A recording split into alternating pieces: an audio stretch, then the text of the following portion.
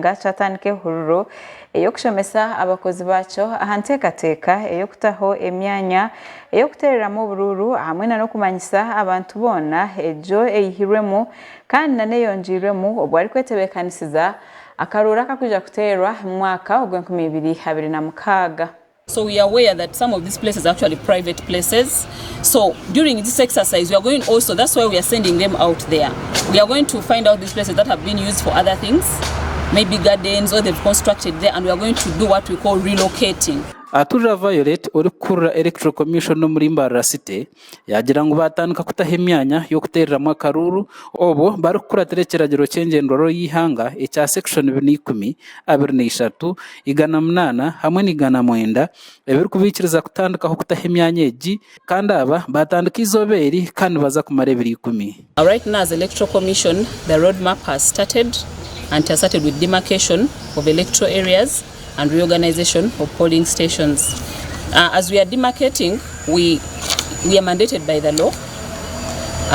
The Local Governments Act, sections 4, 10, 23, 108, 109 and 110 gives us that mandate to demarcate.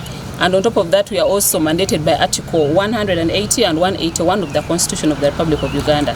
That's what we are going to base on as we are demarcating electoral areas for representation, especially at local government level.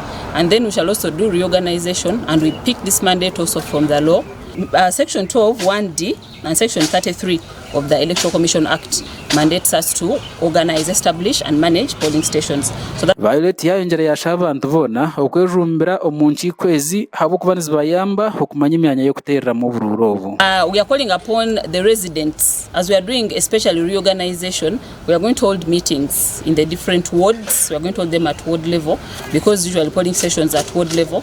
So we are going to hold meetings at ward level, and we are calling upon the residents when they hear of our staff down there, they should come and attend these meetings because it helps them to select the right location for their polling stations.